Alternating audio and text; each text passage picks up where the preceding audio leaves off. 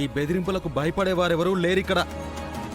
మీరేదైనా అడగాలనుకుంటే సున్నితంగా అడగండి, సామరస్యంగా వ్యవహరించండి. అంతేగాని మేం తోపులం, మేం పొడుస్తామంటే నా ఇంటి గేట్ కూడా దాటలేరు. అన్నీ చూసొచ్చిన వాణ్ణి, అన్నింటికీ తెగించిన వాణ్ణి. నాకు పెద్ద పోయేదేం లేదు.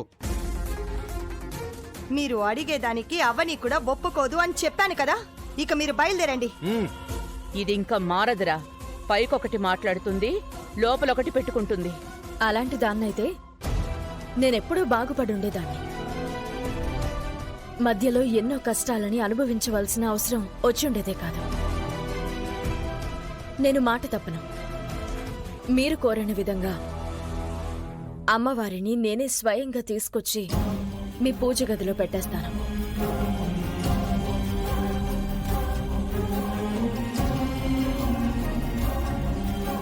అత్తింటి కోసం ఏదైనా చెయ్యాల్సి వస్తే అరక్షణం కూడా ఆలోచించవే.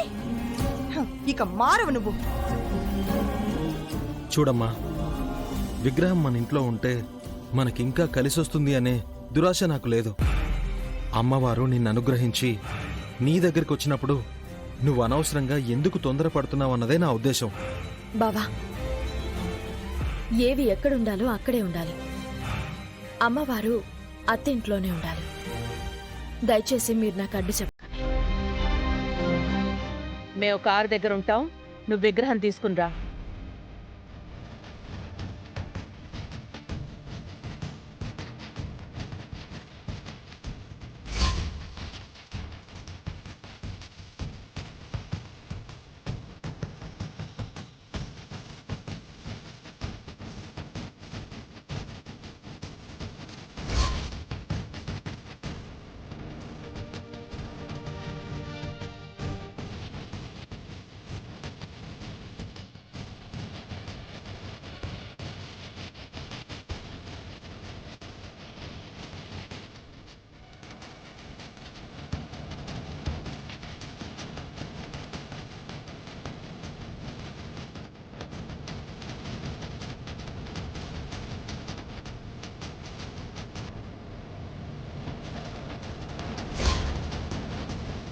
నా అదృష్టం బావుండే ఇన్ని రోజులు నువ్వు నా దగ్గర ఉండిపోయా.